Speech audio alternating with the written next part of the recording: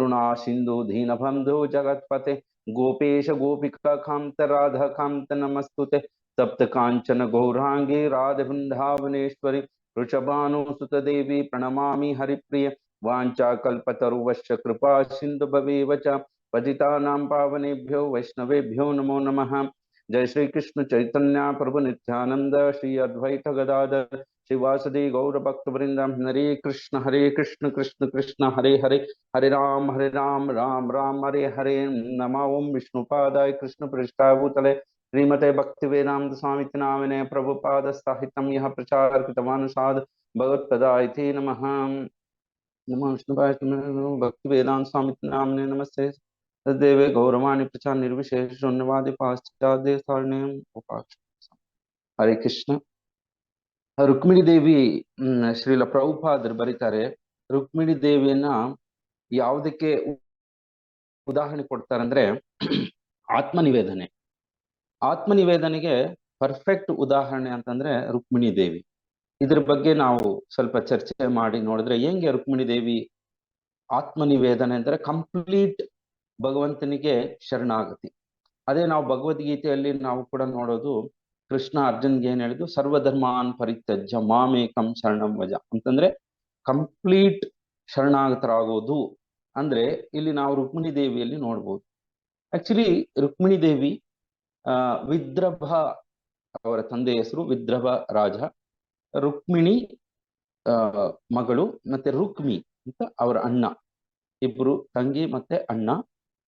ಈ ರುಕ್ಮಿಣಿ ದೇವಿ ಚಿಕ್ಕಂದಿನಿಂದ ಕೂಡ ತುಂಬಾ ಒಳ್ಳೆ ಸಂಪ್ರದಾಯ ಮತ್ತೆ ತುಂಬಾ ಏನ್ ಹೇಳ್ತಾರೆ ಆಧ್ಯಾತ್ಮಿಕತೆ ಮತ್ತೆ ತುಂಬಾ ಶುದ್ಧ ಹೃದಯ, ನಾವೇನ್ ಹೇಳ್ತೀವಿ ಮುಗ್ಧವಾದ ಮನಸ್ಸು, ಮತ್ತೆ ದ್ವೇಷವೇ ಇಲ್ದಿರುವಂತಹ ಮನಸ್ಸು. ಇದರಲ್ಲಿ ನಾವು ಕೆಲವರಲ್ಲಿ ಈ ತರ ಗುಣ ನೋಡ್ತೀವಿ, ಅವ್ರಿಗೆ ಯಾರ ಮೇಲೂ ದ್ವೇಷ ಇರೋದಿಲ್ಲ. ಸೊ ಆ ತರ ನೋಡೋದು ತುಂಬಾ ವಿರಳ. ಇಲ್ಲಿ ಕುಂತಿ ದೇವಿಯಲ್ಲಿ ಕೂಡ ಆತರ ಯಾರ ಮೇಲೂ ಅವ್ರಿಗೆ ದ್ವೇಷನೇ ಇರ್ತಿರ್ಲಿಲ್ಲ. ಯಾರಾದ್ರೂ ಏನಾದ್ರು ಅಂದ್ರೂ ಕೂಡ ಅದನ್ನ ಅವರು ಸೀರಿಯಸ್ ಆಗಿ ತಗೊಂತಿರ್ಲಿಲ್ಲ. ಮತ್ತೆ ಹೈಲಿ ಕಲ್ಚರ್ಡ್ ಅಂತ ಹೇಳ್ತಾರೆ, ಅಂದ್ರೆ ತುಂಬಾ ಕಲ್ಚರ್ಡ್ ಅಂತಂದ್ರೆ ಯಾರನ್ನ ಹೆಂಗ್ ಮಾತಾಡ್ಬೇಕು, ದೊಡ್ಡವರ ಹತ್ರ ಹೆಂಗಿರ್ಬೇಕು, ಚಿಕ್ಕವರ ಹತ್ರ ಹೆಂಗಿರ್ಬೇಕು, ಮತ್ತೆ ಮನೆಗೆ ಯಾರಾದ್ರೂ ಸಾಧುಗಳು ಬಂದ್ರೆ ಯಾವ ತರ ನಡ್ಕೋಬೇಕು, ಇದು ಹೈಲಿ ಕಲ್ಚರ್ಡ್ ಅಂತ ನಾವೇನ್ ಹೇಳ್ತೀವಿ. ಇದರಲ್ಲಿ ಈ ರುಕ್ಮಿಣಿ ದೇವಿ ಯಾರು ಆಕ್ಚುಲಿ ಅಂತಂದ್ರೆ, ಇವರು ಕೂಡ ಭಗವಂತನ ಮೂರು ಶಕ್ತಿಗಳಲ್ಲಿ, ಮೂರು ತರಹ ಶಕ್ತಿಗಳಲ್ಲಿ ನಾವೇನ್ ಹೇಳ್ತೀವಿ, ಎಡಗಡೆ ಭಗವಂತನ ಎಡಗಡೆ ವಿಷ್ಣುವಿನ ವಿಸ್ತಾರವಾಗುತ್ತೆ, ಬಲಗಡೆ ವಿಷ್ಣುವಿನ ವಿಸ್ತಾರ ಆಗುತ್ತೆ, ಎಡಗಡೆ ಬಂದ್ಬಿಟ್ಟು ಅಲಾದಿನಿ ಶಕ್ತಿ ಅಂದ್ರೆ ಇಂಟರ್ನಲ್ ಪೊಟೆನ್ಸಿ ಅಂತ ನಾವು ಹೇಳ್ತೀವಿ, ಅದು ರಾಧಾರಾಣಿ ಮೊದಲಿಗೆ ಬರುವಂತ. ಆ ರಾಧಾರಾಣಿಯ ವಿಸ್ತಾರನೆ ಈ ನಾವು ನೋಡುವಂತಹದ್ದು ದ್ವಾರಕಾದಲ್ಲಿ ರುಕ್ಮಿಣಿ ದೇವಿ. ಇದರಲ್ಲಿ ಮೂರು ತರಹದ ವಿಧಾನಗಳಿದೆ ಶಕ್ತಿಯಲ್ಲಿ, ಭಗವಂತನ ಶಕ್ತಿಯಲ್ಲಿ. ಒಂದು ರಾಧಾರಾಣಿ ವಿಸ್ತಾರ, ಮತ್ತೆ ಎರಡನೆಯದ್ದು ರಾಣಿಯರಾಗಿ ಎಲ್ಲಿ ದ್ವಾರಕಾದಲ್ಲಿ, ಮೂರನೇದು ಬಂದ್ಬಿಟ್ಟು ಲಕ್ಷ್ಮಿ, ಸಹಸ್ರ ಲಕ್ಷ್ಮಿ ಅಂದ್ರೆ ನೂರಾರು ಲಕ್ಷ್ಮಿಗಳು ಮತ್ತೆ ರಾಧಾರಾಣಿ ಮತ್ತೆ ರಾಣಿಯರು. ಆ ರಾಣಿಯರಲ್ಲಿ ಬರುವಂತಹದ್ದು ರುಕ್ಮಿಣಿ ದೇವಿ. ಅಂದ್ರೆ ಒಂತರಹ ರಾಧಾರಾಣಿಯ ವಿಸ್ತಾರನೆ ದ್ವಾರಕಾದಲ್ಲಿ ಇದ್ದಂತಹ ಎಲ್ಲ ರಾಣಿಗಳು, ಅದರಲ್ಲಿ ಚಂದ್ರಾವಳಿ ಅಂತ ಹೇಳ್ತಾರೆ ಕೆಲವು ಕಡೆ ಈ ರುಕ್ಮಿಣಿ ದೇವಿ ಚಿಕ್ಕಂದಿನೂ ಕೂಡ ತುಂಬಾ ಮೃದು ಸ್ವಭಾವ, ಒಳ್ಳೆಯ ಗುಣಗಳಿರುವಂತಹ ಒಂದು ಹುಡುಗಿ. ಮತ್ತೆ ನೋಡೋದಕ್ಕೆ ತುಂಬಾ ಸೌಂದರ್ಯವಾಗಿರ್ತಾರೆ, ಅಟ್ರಾಕ್ಟಿವ್ ಆಗಿರ್ತಾರೆ. ಮತ್ತೆ ಮನೆಗೆ ಆವಾಗ ಸಾಧು ಸಂತಗಳು ಬರ್ತಾ ಇದ್ರು, ಸಾಧುಗಳು ಮತ್ತೆ ಮುನಿಗಳು ಭಕ್ತರು ಬರ್ತಾ ಇದ್ರು. ಯಾಕಂದ್ರೆ ಅವ್ರ ತಂದೆ ತಾಯಿ ಕೂಡ ತುಂಬಾ ಗುಣವಂತರು ಮತ್ತೆ ಭಕ್ತಿಯುಳ್ಳಂತಹವರು. ಅವರು ಈ ತರ ಸಾಧುಗಳು ಬಂದಾಗ ಮನೆಗೆ, ಹೌದು ರಾಜರ ಮನೆತನ, ಅಲ್ಲಿ ಅವರು ಆ ಸಮಯದಲ್ಲಿ ಕೃಷ್ಣನ ಬಗ್ಗೆ ಸಾಧುಗಳು ತುಂಬಾ ವರ್ಣನೆ ಮಾಡ್ತಾ ಇದ್ರು. ಕೃಷ್ಣ ಎಷ್ಟು ಸುಂದರವಾಗಿರ್ತಾ ಇದ್ರು, ಅವರು ದ್ವಾರಕಾಗೆ ರಾಜ ಆಗಿದ್ರು, ಮತ್ತೆ ಅವರ ಲೀಲೆಗಳ ಬಗ್ಗೆ ಬೃಂದಾವನದಲ್ಲಿ ಇವನ್ನೆಲ್ಲ ಹೇಳ್ತಾ ಇದ್ದಾಗ ಈ ರುಕ್ಮಿಣಿ ದೇವಿ ಚಿಕ್ಕಂದಿನಿಂದ ಕೇಳಿಸ್ಕೊಂತಾ ಇದ್ರು. ಕೇಳಿಸ್ಕೊಂಡು ತುಂಬಾ ಆಸಕ್ತಿ ಬೆಳೆದು ಬಿಡುತ್ತೆ ಕೃಷ್ಣನ ಬಗ್ಗೆ. ಮತ್ತೆ ಯಾವಾಗ ಸಾಧುಗಳು ಬರ್ತಾರೆ, ಯಾವಾಗ ಹೇಳ್ತಾರೆ ಅಂತ ಅದು ಅವ್ರಿಗೆ ತುಂಬಾ ಕಾಯ್ಕೊಂತಾ ಇದ್ರು. ಯಾರಾದ್ರೂ ಬಂದಾಗ ಅವ್ರನ್ನ ತುಂಬಾ ಚೆನ್ನಾಗಿ ಬರಮಾಡ್ಕೊಂಡು ಅವರು ಕೃಷ್ಣನ ಬಗ್ಗೆನೇ ಹೇಳ್ತಾ ಇದ್ರು. ಇವರು ಕೃಷ್ಣನ ಬಗ್ಗೆನೇ ಕೇಳೋದಕ್ಕೆ ತುಂಬಾ ಇಷ್ಟಪಡ್ತಾ ಇದ್ರು. ಹಿಂಗೆ ಇದಕ್ಕೆ ಶ್ರವಣಂ ಅಂತ ಹೇಳ್ತಾರೆ. ಶ್ರೀಲ ಪ್ರಭುಪಾದರು ಕೂಡ ಮತ್ತೆ ಬರೀತಾರೆ. ಸೊ ಯಾರು ಒಳ್ಳೆಯ ಹೃದಯದಿಂದ, ದ್ವೇಷ ಇಲ್ಲದಿರುವಂತಹ ಹೃದಯದಿಂದ ಯಾರೇ ಒಬ್ಬರು ಕೃಷ್ಣನ ಬಗ್ಗೆ ಕೇಳಿದ್ರೆ ನಾವು ಇಮ್ಮಿಡಿಯೇಟ್ ಆಗಿ ನಮಗೂ ಕೂಡ ಆ ಅಟ್ರಾಕ್ಷನ್ ಬಂದ್ಬಿಡುತ್ತೆ, ಆಸಕ್ತಿ ಬಂದ್ಬಿಡುತ್ತೆ ಕೃಷ್ಣನ ಮೇಲೆ ಅಂತ ಬರೀತಾರೆ. ಅದೇ ತರಹ ರುಕ್ಮಿಣಿ ದೇವಿ ತುಂಬಾ ಆಸಕ್ತಿ ಬೆಳೆದು ಬಿಡುತ್ತೆ. ರುಕ್ಮಿಣಿ ದೇವಿ ಕೂಡ ತುಂಬಾ ಏನಂತಾರೆ, ಸ್ಟ್ಯಾಂಡರ್ಡ್ ಒಂದು ವಯಸ್ಸಿಗೆ ಬಂದಿರುವಂತಹ ಒಂದು ಹುಡುಗಿ ಹೆಂಗಿರ್ಬೇಕು, ಮನೆಯಲ್ಲಿ ಹೆಂಗಿರ್ಬೇಕು, ಯಾವ ಒಳ್ಳೆ ಗುಣಗಳಿರ್ಬೇಕು, ಮತ್ತೆ ಅದರ ಜೊತೆಗೆ ಕೃಷ್ಣನ ಬಗ್ಗೆ ಕೇಳಿ ಕೇಳಿ ಅವರ ಒಂದು ಸೌಂದರ್ಯ, ಅವರ ಒಂದು ವ್ಯವಹಾರದ ನಿಲುವು ಎಲ್ಲರಿಗೂ ಇಷ್ಟ ಆಗಿರುತ್ತೆ. ಅಂದ್ರೆ ಆ ಸಮಯದಲ್ಲಿ ಮೋಸ್ಟ್ ಎಲಿಜಿಬಲ್ ಪ್ರಿನ್ಸಸ್ ಅಂದ್ರೆ ಒಂದು ವಯಸ್ಸಿಗೆ ಬಂದಿರುವಂತಹ ಹುಡುಗಿ ಮದುವೆ ಆಗಬೇಕು ಅನ್ನೋ ಒಂದು ಸ್ಟೇಜಿಗೆ ಬಂದಿರೋವಾಗ ಆ ಸಮಯದಲ್ಲಿ ಎಲ್ಲಾ ರಾಣಿಗಳಲ್ಲಿ ಟಾಪ್ ಮೋಸ್ಟ್ ರಾಣಿ ಅಂತ ಕರೆಸ್ಕೊಂಡಿರುವಂತಹ ರುಕ್ಮಿಣಿ ದೇವಿ. ಸೊ ಆವಾಗ ರುಕ್ಮಿಣಿ ದೇವಿಗೆ ಹಿಂಗೆ ಕೇಳಿ ಕೇಳಿ ಕೇಳಿ ಏನ್ ಅನ್ಸ್ಬಿಡುತ್ತೆ, ನನಗೆ ಕೃಷ್ಣನ ಜೊತೆನೇ ಮದುವೆ ಮಾಡ್ಕೋಬೇಕು ಅಂತ. ಅಂದ್ರೆ ಮೋಸ್ಟ್ ಎಲಿಜಿಬಲ್ ಪ್ರಿನ್ಸಸ್ ಆ ಸಮಯದಲ್ಲಿ ರುಕ್ಮಿಣಿ ದೇವಿ, ಎಲ್ಲಾ ಸಮಯದಲ್ಲಿ ಕೂಡ. ಮತ್ತೆ ಮೋಸ್ಟ್ ಎಲಿಜಿಬಲ್ ಪ್ರಿನ್ಸ್ ರುಕ್ಮಿಣಿ ದೇವಿಗಿರುವಂತಹ ಒಳ್ಳೆ ಗುಣಗಳಿಗೆ, ಆ ಭಕ್ತಿಗೆ, ಅವ್ರ ಇದ್ದಂತಹ ಸೌಂದರ್ಯಕ್ಕೆ, ಸೊ ಅವ್ರಿಗೆ ತಗ್ಗಟ್ಟಾದ ವರ ಯಾರು ಅಂತಂದ್ರೆ ಕೃಷ್ಣನೇ, ಇನ್ಯಾರೂ ಇರ್ಲಿಲ್ಲ. ಒಂದು ವೇಳೆ ಬೇರೆ ಇದ್ರೂ ಕೂಡ ರುಕ್ಮಿಣಿ ದೇವಿ ಕೃಷ್ಣನ ಬಗ್ಗೆ ತುಂಬಾನೇ ಆಸಕ್ತಿ ಬೆಳೆದ್ಬಿಟ್ಟಿರುತ್ತೆ. ಸೊ ರುಕ್ಮಿಣಿ ದೇವಿ ಏನ್ ಡಿಸೈಡ್ ಮಾಡ್ತಾರೆ, ನಾನು ಕೃಷ್ಣನನ್ನೇ ಮದುವೆ ಆಗಬೇಕು ಅನ್ನೋದು ಡಿಸೈಡ್ ಮಾಡ್ಬಿಟ್ಟು, ಮತ್ತೆ ಅವರ ತಂದೆ ತಾಯಿಗಳಿಗೂ ಕೂಡ ಈ ಒಂದು ಸಂಬಂಧ ಅವ್ರಿಗೂ ಕೂಡ ತುಂಬಾ ಇಷ್ಟ.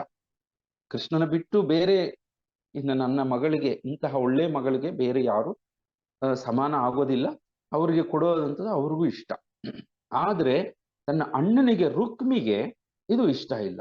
ಯಾಕಂದ್ರೆ ರುಕ್ಮಿಯ ಫ್ರೆಂಡ್ ಯಾರು, ಶಿಶುಪಾಲ ಯಾರು ಅಂತಂದ್ರೆ ಬದ್ಧ ಶತ್ರು, ದ್ವೇಷದಿಂದ ತುಂಬಿಕೊಂಡಿರೋದು. ಕೃಷ್ಣ ಅಂದ್ರೆ ಅವನ್ ಆಗೋದೇ ಇಲ್ಲ.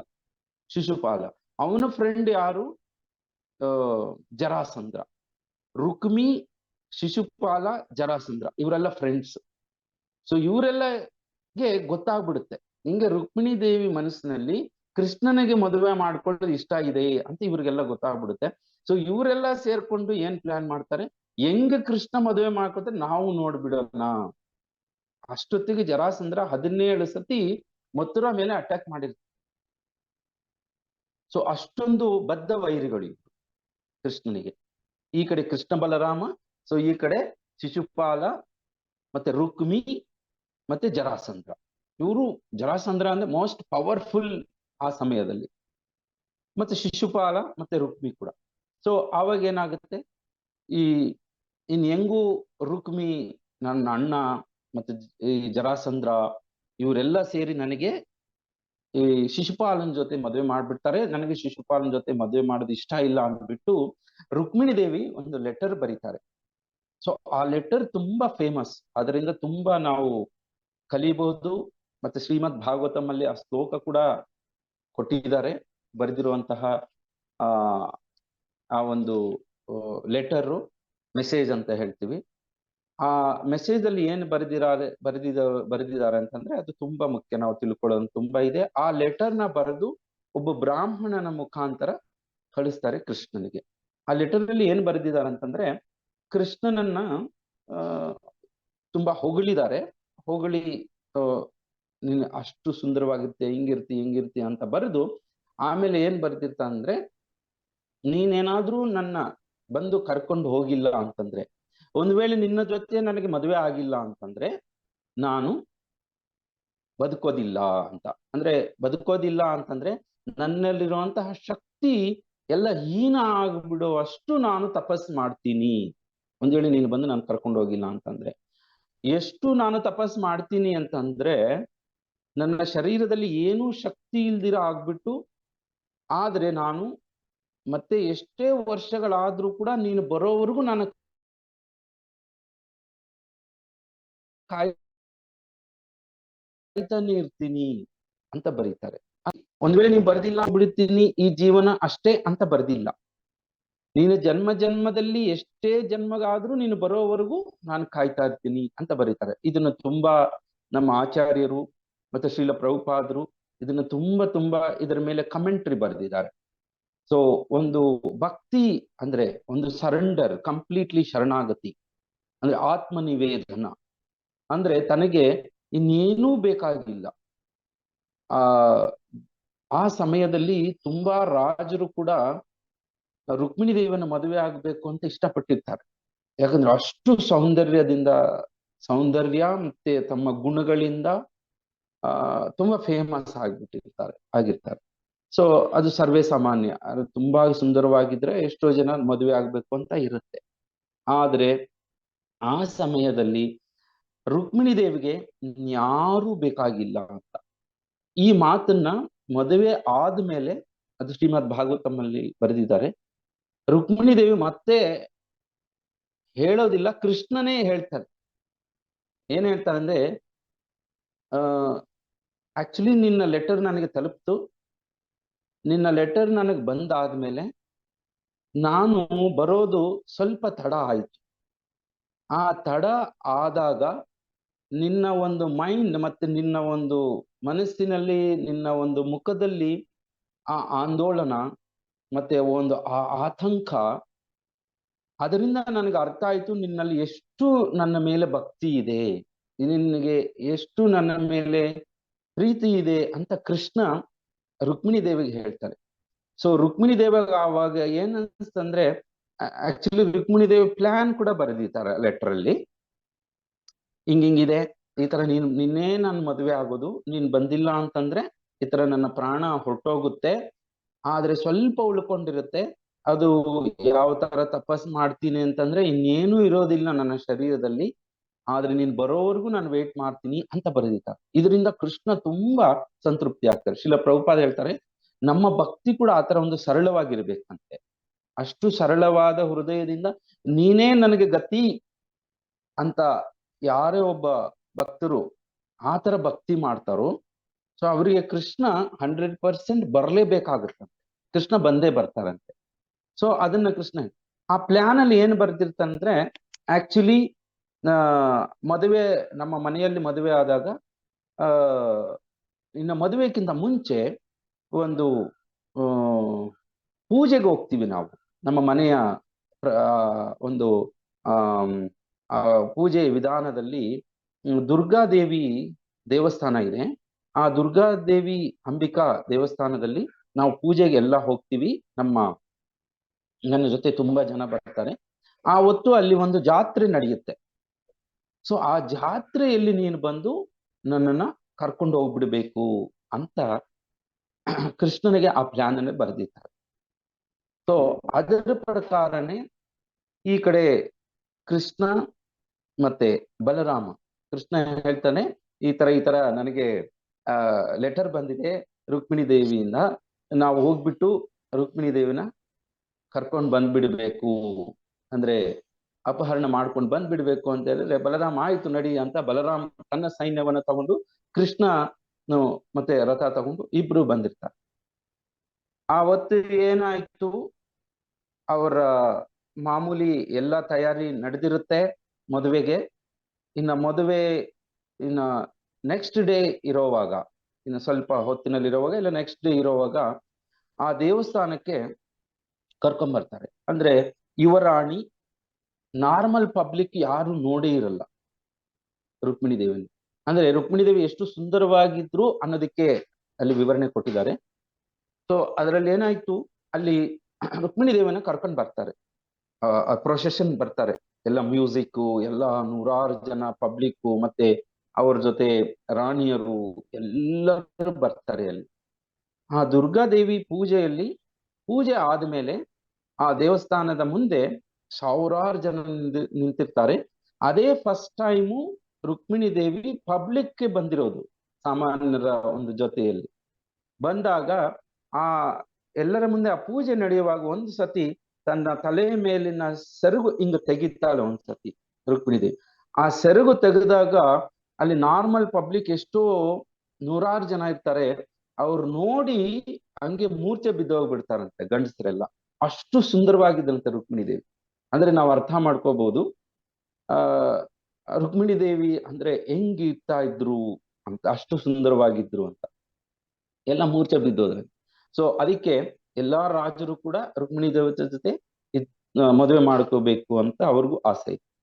ಸೊ ಅದರ ಪ್ರಕಾರ ಪ್ಲಾನ್ ಪ್ರಕಾರ ಬಲರಾಮ ಹೇಳ್ತಾರೆ, ನಾನು ಇಲ್ಲೇ ಇರ್ತೀನಿ, ಗ್ಯಾರಂಟಿ ಶಿಶುಪಾಲ ತನ್ನ ಸೈನ್ಯ ತಗೊಂಡ್ಬಂದು ಅಟ್ಯಾಕ್ ಮಾಡ್ತಾರೆ, ಮತ್ತೆ ಜರಾಸಂದ್ರ ಕೂಡ ಇನ್ನೊಂದ್ ಕಡೆ ಅಟ್ಯಾಕ್ ಮಾಡ್ತಾರೆ, ನಾನು ಊರ್ ಆಚೆನೆ ಇರ್ತೀನಿ, ನೀನು ಒಬ್ಬ ಮಾತ್ರ, ಎಲ್ಲ ಪೂರ್ತಿ ಸೈನ್ಯ ತಗೊಂಡೋದ್ರೆ ಅವ್ರಿಗೆ ಗೊತ್ತಾಗ್ಬಿಡುತ್ತೆ, ನೀನು ಒಬ್ಬ ಮಾತ್ರ ಹೋಗ್ಬಿಟ್ಟು ರಥದಲ್ಲಿ ಹೋಗ್ಬಿಟ್ಟು ರುಕ್ಮಿಣಿ ದೇವನ ಕರ್ಕೊಂಡ್ ಫಾಸ್ಟ್ ಆಗಿ ಬಂದ್ಬಿಡು, ಬಂದಾಗ ಆವಾಗ ನಾನು ಸೇರ್ಕೊಂತೀನಿ. ಸೊ ಆತರ ನಾವು ಅಟ್ಯಾಕ್ ಮಾಡೋಣ ಅಂದ್ಬಿಟ್ಟು ಇವರಿಬ್ರು ಪ್ಲಾನ್ ಮಾಡಿರ್ತಾರೆ, ಕೃಷ್ಣ ಬಲರಾಮ್. ಸೊ ಆವಾಗ ಕೃಷ್ಣ ಹೆಂಗ್ ಬರ್ತಾರಂದ್ರೆ, ಸೊ ಅಲ್ಲಿ ಹೆಂಗ್ ಬರ್ದಿರಂದ್ರೆ, ಒಂದು ಫಾಸ್ಟ್ ಆಗಿ ಬಂದ್ಬಿಟ್ಟು ರುಕ್ಮಿಣಿ ದೇವಿ ಇನ್ನೇನು ಪೂಜೆ ಮುಗಿದು ಜಸ್ಟ್ ಆಚೆ ಬರ್ತಾರೆ, ಆ ಸಮಯದಲ್ಲಿ ಇನ್ನ ಕೃಷ್ಣ ಬಂದಿರಲ್ಲ. ಅದನ್ನೇ ಮತ್ತೆ ಹೇಳ್ತಾರೆ ಕೃಷ್ಣ. ಆ ಸಮಯದಲ್ಲಿ ರುಕ್ಮಿಣಿ ದೇವಿಗೆ ಹೆಂಗ್ ಆಗ್ಬಿಡುತ್ತಂದ್ರೆ, ಇನ್ನೇನು ಪ್ರಾಣನೇ ಹೋಗ್ಬಿಡೋ ತರ ಆಗ್ಬಿಡುತ್ತೆ. ಕೃಷ್ಣ ಬರೋದಿಲ್ವೇನೋ, ಕೃಷ್ಣ ನನ್ ಕಾಪಾಡೋದಿಲ್ವೇನೋ, ಕೃಷ್ಣ ನನ್ನ ತಗೊಂಡು ಹೋಗೋದಿಲ್ವೇನೋ, ನಾನು ಮತ್ತೆ ವಾಪಸ್ ಹೋಗ್ಬೇಕು, ಮತ್ತೆ ಶಿಶುಪಾಲನ ಮದುವೆ ಆಗ್ಬೇಕು ಅಂತ ಆ ಒಂದು ಆತಂಕ, ಭಯ, ದುಃಖ ಅದು ಎಲ್ಲ ಸೇರ್ಬಿಟ್ಟು ಅದನ್ನ ಶ್ರೀಲ ಪ್ರಭುಪಾದರು ಹೇಳ್ತಾರೆ, ಶೂನ್ಯಾಯಿತಂ ಜಗತ್ ಸರ್ವಂ ಗೋವಿಂದ ವಿರಹೇ ನಮೇ ಅಂತ. ಆವಾಗ ರುಕ್ಮಿಣಿ ದೇವಿಗೆ ಶೂನ್ಯಾಯಿತಂ ಜಗತ್ ಸರ್ವಂ ಅಂದ್ರೆ ಕೃಷ್ಣ ಬಿಟ್ಟು, ಕೃಷ್ಣ ಎಲ್ಲಿ, ಕೃಷ್ಣ ಎಲ್ಲಿ, ಕೃಷ್ಣ ಎಲ್ಲಿ ಅಂತಾನೆ ಹುಡುಕಾಡ್ತಾ ಇದ್ದಾರೆ ರುಕ್ಮಿಣಿ ದೇವಿ. ಸೊ ಎಲ್ಲಿ ಬೇರೆ ಎಲ್ಲ ಏನೂ ಕಾಣಿಸ್ತಾ ಇಲ್ಲ ರುಕ್ಮಿಣಿ ದೇವಿಗೆ. ಅದನ್ನೇ ಚೈತನ್ಯ ಮಹಾಪ್ರಭು ಕೂಡ ಶಿಷ್ಟಾಷ್ಟಕಮಲ್ಲಿ ಹೇಳಿದ್ರು, ಶೂನ್ಯಾಯಿತಂ ಜಗತ್ ಸರ್ವಂ ಗೋವಿಂದ ವಿರಹೇ ನಮೇ. ಯಾವಾಗ ಜಗನ್ನಾಥ ಒಂದು ದರ್ಶನ ಕ್ಲೋಸ್ ಮಾಡಿರ್ತಾರೋ ಆ ಒಂದು 20 ದಿನಕ್ಕೆ ಸ್ನಾನ ಯಾತ್ರೆ ಮುಂದೆ, ಚೈತನ್ಯ ಮಹಾಪ್ರಭು ಕೂಡ ಹಂಗೆ ಆಗ್ಬಿಡುತ್ತಂತೆ, ನನಗೇನು ಕಾಣಿಸ್ತಾ ಇಲ್ಲ, ಈ ಒಂದು ಜನರು, ಈ ಒಂದು ಏನೇನಿದೆ ಭೌತಿಕವಾಗಿ ಐಶ್ವರ್ಯ ಇದು ಯಾವುದು ಕಾಣಿಸ್ತಾ ಇಲ್ಲ, ನನಗೆ ಗೋವಿಂದ ಕಾಣಿಸ್ಬೇಕು ಅಂತ. ಅದೇ ಒಂದು ಕಂಡೀಷನ್ ರುಕ್ಮಿಣಿ ದೇವಿಯ ಕಂಡೀಷನ್ ಅಂತ ಕೂಡ ಅಲ್ಲಿ ಬರೀತಾರೆ. ಸೊ ಆ ಒಂದು ಆತಂಕ ಅದು ಕೃಷ್ಣ ಆಕ್ಚುಲಿ ಪ್ರತಿಯೊಬ್ಬರಲ್ಲಿ ಕೂಡ ಆ ತರ ಸೃಷ್ಟಿ ಮಾಡ್ತಾರೆ. ಅದು ಯಾಕೆ ಮಾಡ್ತಾರೆ ಅಂದ್ರೆ, ಆವಾಗ ನಮ್ಗೆ ಆ ಒಂದು ಸಮಯದಲ್ಲಿ ಆ ಭಕ್ತಿ ಅನ್ನೋದು, ಆಸಕ್ತಿ ಅನ್ನೋದು ಅದು ಒಂದು ಪೀಕ್ಸ್ಗೆ ಹೋಗ್ಬಿಡುತ್ತೆ ಅದು. ಸೊ ಅದು ಇಲ್ಲಿ ನಮ್ಮ ಆಚಾರ್ಯರು ಮತ್ತೆ ಶ್ರೀಲ ಪ್ರಭುಪಾದರೆಲ್ಲ ಎಕ್ಸ್ಪ್ಲೈನ್ ಮಾಡ್ತಾರೆ. ಆ ತರ ಕೃಷ್ಣ ಆಕ್ಚುಲಿ ಆ ತರನೇ ಮಾಡೋದು. That is how Krishna is very ತುಂಬಾ ಇನ್ನ ಭಯ ಬೀಳೋರ್ಗೆ ಹಿಂಗ ಭಯ ಬೀಳಿಸ್ಬಿಡ್ತಾರೆ, ಇನ್ನ ದುಃಖದಲ್ಲಿರೋ ಇನ್ನ ದುಃಖ ಮಾಡೋಂಗ್ ಮಾಡ್ಬಿಡ್ತಾರೆ, ಮತ್ತೆ ಕೊನೆಗೆ ನಾನು ಇದ್ದೇ ಇದ್ದೀನಿ, ನಾನು ಕಾಪಾಡ್ತೀನಿ ಅನ್ನೋದು ತೋರಿಸ್ತಾರೆ. ಅದು ಕೃಷ್ಣನ ಒಂದು ಸ್ಟೈಲ್. ಸೊ ಅದೇ ಪ್ರಕಾರ ಕೃಷ್ಣ ಸರ್ರ ಅಂತ ಬಂದ್ಬಿಡ್ತಾರೆ. ಬಂದ ತಕ್ಷಣ ಅವಾಗ ರುಕ್ಮಿಣಿ ದೇವಿ ಕೂಡ ಏನ್ ಆಗ್ತಾ ಇದೆ ಅಂತ ಗೊತ್ತಿಲ್ಲ, ಚಕ್ಕನ್ ಬಂದ್ಬಿಟ್ಟು ಟಕ್ ಅಂತ ಹಿಂಗೆ ಎಳ್ಕೊಂಡು ರಥದಲ್ಲಿ ಹಾಕೊಂಡು ಎಲ್ಲರೂ ಹಂಗೆ ಕಣ್ಬಿಟ್ಕೊಂಡು ನೋಡ್ತಾ ಇದಾರೆ, ಏನಾಗ್ತಾ ಇದೆ ಅಂತ ಯಾರಿಗೂ ಗೊತ್ತಾಗಿಲ್ಲ, ಯಾಕಂದ್ರೆ ಅದು ಅನ್ಎಕ್ಸ್ಪೆಕ್ಟೆಡ್ ಅಂತ.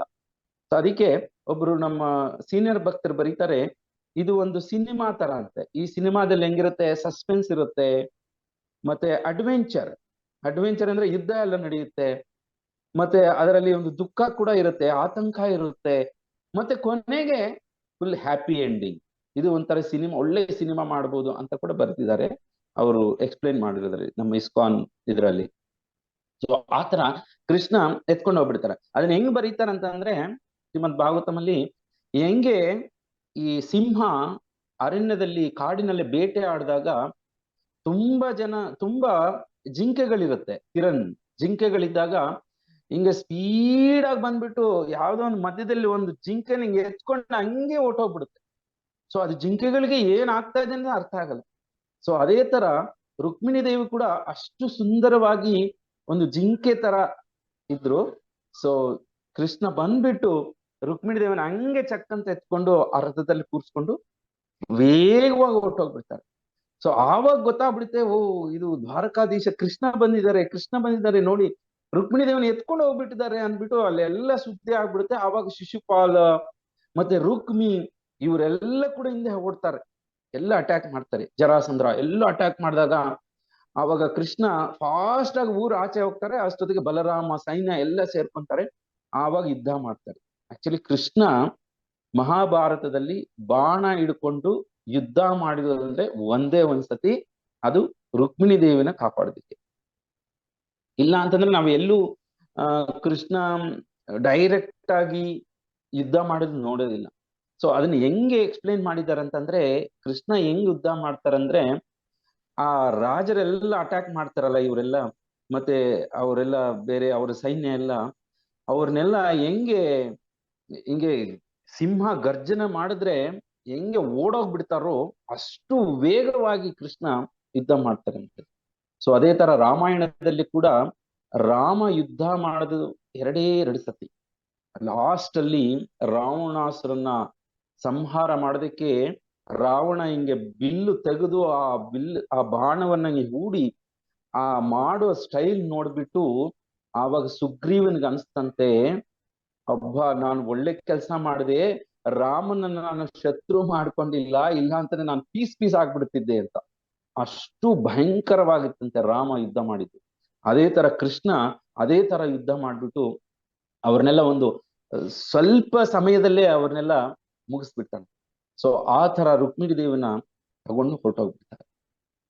ಸೊ ಇಲ್ಲಿ ಮತ್ತೆ ಇದು ಒಂದು ತುಂಬಾ ಏನು ನಮಗೆ ಭಕ್ತರಿಗೆ ಒಳ್ಳೆ ಏನ್ ಹೇಳ್ತಾರೆ, ಭಕ್ತಿಯನ್ನು ಕೊಡುವಂತಹ ಒಂದು ಸ್ಟೋರಿ. ಇದರಲ್ಲಿ ಮೇನ್ ಆಗಿ ರುಕ್ಮಿಣಿ ದೇವಿಯ ಒಂದು ಶರಣಾಗತಿ. ಕೃಷ್ಣ ಸುಮ್ಮನೆ ಬರೋದಿಲ್ಲ, ಯಾರು ಕರೆದ್ರೆ ಬಂದ್ಬಿಡ್ತಾರ. ಅಂದ್ರೆ ರುಕ್ಮಿಣಿ ದೇವಿಯಲ್ಲಿ ಎಷ್ಟು ಭಕ್ತಿ ಇರಬೇಕು. ರುಕ್ಮಿಣಿ ದೇವಿಯಲ್ಲಿ ಇನ್ನೇನು ಕೃಷ್ಣ ಬಿಟ್ಟು ನನಗೇನೂ ಇಲ್ಲ ಜೀವನದಲ್ಲಿ ಅನ್ನುವಂತಹ ಗುಣ, ಆ ತರ ಒಂದು ಶರಣಾಗತಿ ಇದ್ದಿದ್ದಕ್ಕೋಸ್ಕರ, ಮತ್ತೆ ಅವರಲ್ಲಿ ಇದ್ದಂತಹ ಒಳ್ಳೆ ಗುಣಗಳಿಂದ ಸಾಧು ಹೃದಯ, ಮತ್ತೆ ಸಾಧುಗಳಿಂದ ಕೇಳಿರೋದು ಮಾತ್ರ, ಕೃಷ್ಣನ ಯಾವತ್ತೂ ನೋಡಿಲ್ಲ. ಸೊ ಅದಕ್ಕೋಸ್ಕರ ನಾವು ಕೂಡ ಕೃಷ್ಣನ್ ನೋಡಿಲ್ಲ, ನಾವು ಕೂಡ ಶ್ರವಣನೆ ಮಾಡ್ತಾ ಇದೀವಿ ನಮ್ಮ ಗುರುಗಳಿಂದ, ಮತ್ತೆ ಶ್ರೀಮದ್ ಭಾಗವತದಿಂದ, ಶ್ರೀಲ ಪ್ರಭುಪಾದರಿಂದ. ಇವರೆಲ್ಲ ಸಾಧುಗಳು. ಅವರು ಹೇಳಿರುವಂತಹ ಬರೆದಿರುವಂತಹ ಮಾತುಗಳಲ್ಲಿ ನಮಗೆ 100% ನಮಗೆ ಶ್ರದ್ಧೆ ಮತ್ತೆ ನಂಬಿಕೆ ಇದ್ದು ಕೃಷ್ಣನನ್ನ ನಾವು ಭಕ್ತಿ ಮಾಡಿದಾಗ ನಮ್ಮನ್ನು ಕೂಡ ಕೃಷ್ಣ ಬಂದು ಈ ಎಲ್ಲಾ ಭೌತಿಕ ಕಲ್ಮಶಗಳು ಏನಿದೆ, ಎಲ್ಲ ಕಲಹಗಳು, ಇದರಿಂದ ನಮ್ಮ ತಗೊಂಡು ಹೋಗ್ತಾರೆ ಅನ್ನೋದನ್ನ ನಾವು ಇದರಿಂದ ಅರ್ಥ ಮಾಡ್ಕೊಂತೀವಿ. ಮತ್ತೆ ಇನ್ನೊಂದು ಸ್ಟ್ರಾಂಗ್ ಸ್ಟೇಟ್ಮೆಂಟ್, ಇನ್ನೊಂದು 2 ನಿಮಿಷ ಇದೆ. ರುಕ್ಮಿಣಿ ದೇವಿ ಬರೀತಾರೆ ಏನಂತಂದ್ರೆ, ಯಾವುದೇ ಹೆಣ್ಣು, ವಯಸ್ಸಿಗೆ ಬಂದಿರುವಂತ ಹೆಣ್ಣು ಕೃಷ್ಣನ ಪಾದಗಳಿಂದ ಬರುವಂತಹ ಅದೇನ್ ಹೇಳ್ತಾರೆ ಫ್ರಾಗ್ರೆನ್ಸ್, ನೆಕ್ಟರ್, ಅದನ್ನ ಸೇವನೆ ಮಾಡಿಲ್ಲ ಅಂತಂದ್ರೆ ಅವರು ಮದುವೆ ಆಗುವುದು ಎಂತವ್ರನ್ನ ಅಂತಂದ್ರೆ, ಅಂದ್ರೆ ನರ ಮನುಷ್ಯರನ್ನ ಅವರು ಮದುವೆ ಆಗುದಿಲ್ಲ. ಒಂದು ವೇಳೆ ಭಗವಂತನ ಒಂದು ಪಾದ ಕಮಲಗಳಿಂದ ಬರುವಂತಹ ಆ ಒಂದು ನೆಕ್ಟರ್ ಮತ್ತೆ ಒಂದು ಫ್ರಾಗ್ರೆನ್ಸ್, ಒಂದು ಸ್ಮೆಲ್ ಇದೆ, ಅದನ್ನೇನಾದ್ರೂ ಒಂದು ಸತಿ ನಾವು ಸವಿಯಿದ್ರು ಕೂಡ ಹುಡುಗಿಯರು ನರ ಮನುಷ್ಯರನ್ನ ಮದುವೆ ಮಾಡ್ಕೊಳ್ಳೋದಿಲ್ಲ. ಮನುಷ್ಯರು ಅಂತಂದ್ರೆ ಅದು ಒಂದು ಬ್ಯಾಗ್ ಅಲ್ಲಿ ಮಾಂಸ, ಮೂಳೆ, ಮತ್ತೆ ಸ್ಟೂಲ್ ಅಂತಂದ್ರೆ ನಾವು ಏನು ವೇಸ್ಟ್ ಇದೆ ನಮ್ಮ ಒಳಗಡೆ, ಇದೆಲ್ಲ ಸೇರಿರುವಂತ ಒಂದು ಬ್ಯಾಗು, ಅದನ್ನ ಮದುವೆ ಆಗ್ಬೇಕು ಅವರು ಅಂತ ಬರೆದಿದೆ. ಇದು ತುಂಬಾ ಸ್ಟ್ರಾಂಗ್ ಸ್ಟೇಟ್ಮೆಂಟು. ಅಂದ್ರೆ ತುಂಬಾ ಹೈ ಲೆವೆಲ್ ಇರುವವರೆಗೆ ಮಾತ್ರ ಇದು ಅಪ್ಲೈ ಆಗುತ್ತೆ ಅಂತ ಈ ಒಂದು ಅವಕಾಶ ಕೊಟ್ಟ ರುಕ್ಮಿಣಿ ದ್ವಾರಕಾಧೀಶ್, ಶ್ರೀಲ ಪ್ರಭುಪಾದರು ಕೂಡ ತುಂಬಾ ಕಡೆ ಮಾಡಿದ್ದಾರೆ ರುಕ್ಮಿಣಿ ದ್ವಾರಕಾಧೀಶ್ ಅಂತ. ದ್ವಾರಕದಲ್ಲಿ ನಾವು ನೋಡ್ತೀವಿ. ಮತ್ತೆ ಅಮೆರಿಕಾದಲ್ಲಿ ಕೂಡ ಒಂದು ದೇವಸ್ಥಾನ ಮಾಡಿದ ರುಕ್ಮಿಣಿ ದ್ವಾರಕಾಧೀಶ್ ಅಂತ. ಸೊ ನಾವು ಕೂಡ ರುಕ್ಮಿಣಿ ದೇವಿ ಮತ್ತೆ ದ್ವಾರಕಾಧೀಶನ ಪ್ರಾರ್ಥನೆ ಮಾಡೋಣ. ನಮಗೂ ಆ ರುಕ್ಮಿಣಿ ದೇವಿಯಲ್ಲಿರುವಂತಹ ಸ್ವಲ್ಪ ಅದು ನಮಗೂ ಭಕ್ತಿ ನಮ್ಮಲ್ಲಿ ಬರಲಿ ಅಂತ. ಹರೇ ಕೃಷ್ಣ. ಶ್ರೀಲ ಪ್ರಭುಪಾದ್ ಕಿ ಜಯ. ರುಕ್ಮಿಣಿ ದ್ವಾರಕಾಧೀಶ್ ಕಿ ಜಯ. ಹರೇ ಕೃಷ್ಣ. ಹರೇ ಕೃಷ್ಣ ಪ್ರಭು, ಧನ್ಯವಾದಗಳು.